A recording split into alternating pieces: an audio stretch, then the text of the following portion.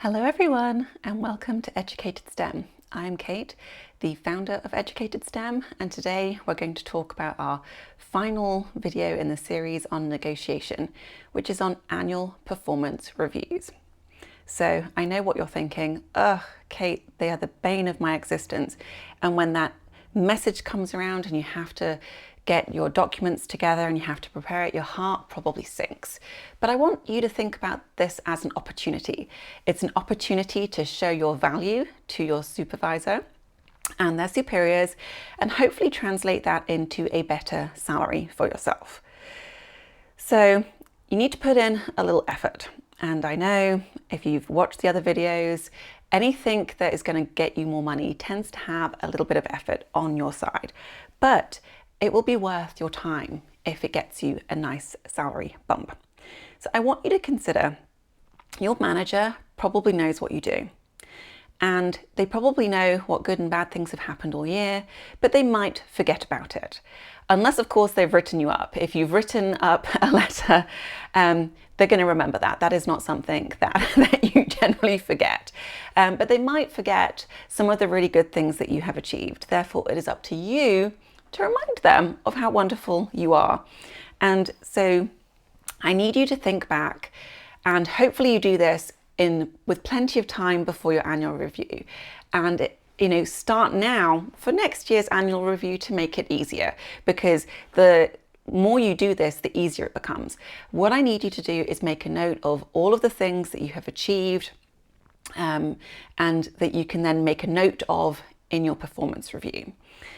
So right now, if you're thinking, it's in a few weeks, you might have to go through your emails, you might have to, look back through various correspondences, through various management things. You might have to go through your email or your calendar to see what have I actually done this year.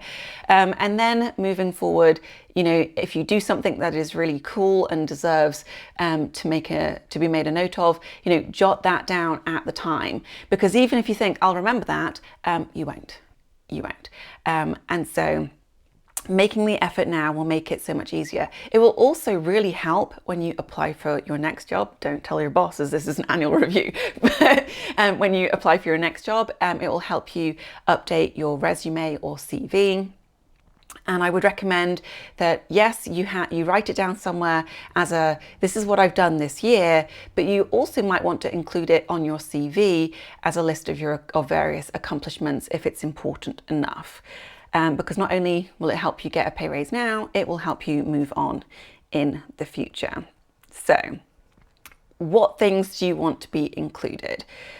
So have you been promoted or have you taken any additional responsibilities since your last review? And if you have you been successful at these changes? You might still be learning something about the role, but if you come at it with a positive attitude, if you've learned lots of new things, if you've gained more skills, then that is really beneficial and can definitely help you get that pay raise. Have you submitted or published any documents? So depending on what your job is, this may not be a thing for you, but especially in academia, if you have published research papers or articles, if you've asked for grants and things like that, that is all lots of work and should be appreciated by your bosses. Have you brought in any money? So again, depending on your company, if you're in a sales position, then absolutely, how much money did you generate? But again, in various companies, have you applied for grants? Have they been submitted, but also have they been awarded? Maybe you are just a fantastic writer and, for every submission you put in, you get every other one or every third or fourth, that is really good. And so they may not appreciate that you are better than the average person out there who does this. And so, if you've made a note of it, then you can then say, yeah, I'm really very, very successful at this. They probably know, but again, they may have forgotten. Have you brought in any clients or donations? I personally like to keep a tally of the amount of money that someone has brought in, because then you can show, this year I have brought in X amount of dollars. And then if you've been working there for multiple years, you can then have another total of, this is the total amount of money I've ever brought into this company. And it adds up. I had brought in, millions. And if I hadn't made a note of all of that, some of the awards or donations, a couple of $1,000s, and then some of the big ones were, several $100,000. But when you added them all up, it was like crumbs. This is really good. And so I had that, and everyone was always very surprised when I reminded them. So again, it will definitely help you, because if you bring money in, then you probably deserve to get another pay increase. Now, you may not be in the position to bring money in, but maybe you have saved money. And now, I know that you've possibly heard of the lean principle. It's a very sexy terminology, and, managers and supervisors like to throw it around. But basically it's, do more with less. So, your budget is being cut, or we expect you to do, more things, but with the same amount of money. It comes out to the same thing. So have you been successful at cutting those costs? Have you implemented any changes which have made work processes easier? Have you made things faster or more efficient?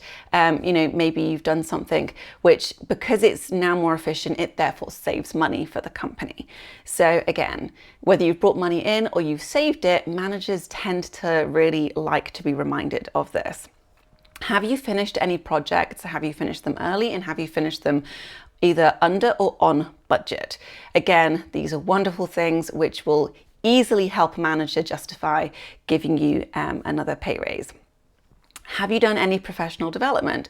So that might be, various training sessions that you have been sent on through work, or it could be something that you've taken on outside of your role in your own personal time, that you have then been able to leverage those skills to be more successful in the workplace. Have you done any public engagement? Now, obviously this is hopefully in a positive way. All of us are on social media, and whether we're technically representing our job or not, a lot of the time, people notice us, and then you're associated with your job and your role, even if you were commenting on something else. So again, have you given any public speeches? Have you appeared in the media? Have you networked successfully and maybe brought in customers or clients or other ways of bringing money? Is there some way that you can tangibly say, I have benefited the company by, being professional, or through using some sort of public engagement, social media, something like that? Are you responsible for management or leadership, or do you have management or leadership responsibility? Maybe this is your first time, and so you're now demonstrating your worth and your skill set, this new skill set to your manager. That was always very helpful. You can now justify, I can do more things for you. You can delegate more things to me, and I can make your life easier. That is a surefire way of showing your boss that by giving you an extra pay bump, then hopefully that will benefit them. Because, God forbid you decide to leave the company and you take all of these skills that you've just improved to the competition. Have you trained anyone? This is always a key one, because you're sharing your knowledge to, peers or other people within the company. It's obviously very helpful. Have you brought in novel ideas to the table? And if you have they been implemented? Have they been successful? Sometimes managers or supervisors are like, no, if it's not my idea, I don't want to hear about it. But hopefully you have a manager or supervisor who is open to suggestion. And if that is the case, then maybe you've made something truly wonderful happen for your department, your group, your company, whatever it is. And hopefully that will then also lead you to increased money. Now, if you work collaboratively with people outside of your department, that will always reflect well on you, on your department, on your boss. So if you do collaborate or work with other people in the company, then make sure that you note that down. Because again, if you are known to be very helpful, if you're known to be a good team player, you work well with others, you have good communication skills, then again, that is putting your team, your department, your boss in a good light across the board with other people in the company. Always a good reason to get a pay increase. Now, remember, your boss wants to look good. That is wonderful. Hopefully all of these things that you're writing down are showing that your boss is maybe giving you these opportunities, is helping train you, is in some way assisting you. So by assisting you, it's assisting themselves because they can delegate more things to you and they can then utilize their time doing something else. Hopefully they appreciate that. But not every boss is going to be like, yay, my person's so wonderful, because they might have told their boss that all of these things are down to them and they may be taking your limelight. They may be taking your accolades and claiming them for themselves. So if you have, because normally these are a written document on a computer program or something, there is now a paper trail where you are telling the boss that you have done all these wonderful things. And so it might cause a little awkwardness if your boss has told their superior that they are now able to do these things or for whatever reason. So this might get a little dicey because you're taking ownership of, what you have done well.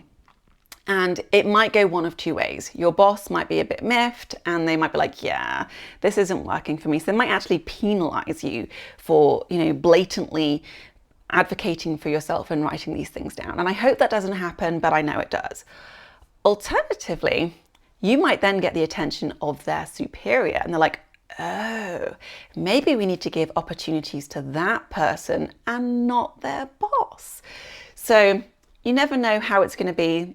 You want to put everything down. Hopefully that will endorse them to give you a pay raise that you deserve. Just be careful, if you're not sure if your boss is someone who is, taking credit, you probably will find out after your first annual review. You just don't know.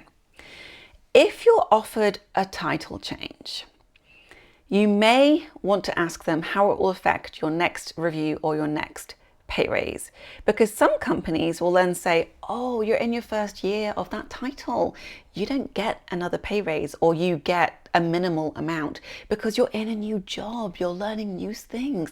Even if your job hasn't really changed, you've just got a fancier sounding title. So you might want to ask what happens, how that will affect you in the future, because if it is going to become, oh, I'm really sorry, you don't get much at the next one, you might want to advocate and push for a little bit more now, so that then when they don't give you an increase at your next annual review, or it's minimal, you've got that cushion, you've already got it in there. You may also want to think ahead. Now, I'm going to show a book to you that might help you. It's called Persuasion, a Revolutionary Way to Influence and Persuade by Robert Cialdini. I might be killing this person's name. Anyway, Persuasion. This is helpful. It gives some advice which you might want to leverage in this opportunity. So you want to put some groundwork in ahead of time. And hopefully this isn't like, oh no, my annual review's in 2 weeks, I better suck up now. Hopefully you can do this over a period of time. A, it will be less obvious, but B, if you have the time to kind of build a better rapport with your manager or their superiors, then hopefully by the time it comes around to your annual review, they'll be more inclined to be more generous with it. So obviously you want to be nice to your new boss. You want to remind them of your similarities with them. So, you know, where you went to school, hobbies, family members, you know, shared experiences, you know, you are very similar to them. They want to help you because you're very similar.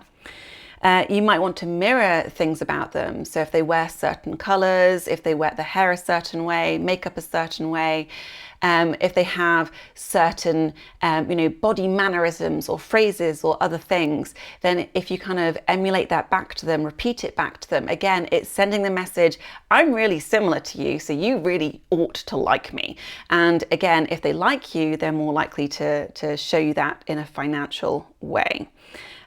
So again, read Persuasion. Some of the advice in there may or may not help you, but that was my takeaway from reading the book, which may help you when it comes to your annual performance review. Anyway, I hope that helps. Utilize some of this information. Go to my Patreon page where you can download a document about all of the negotiation things that I've talked about, but especially the annual review. And hopefully you can leverage that into a nice pay increase. I certainly hope it does. So thank you for joining me. Like the video if you found it useful, and I'll see you next time. Bye bye.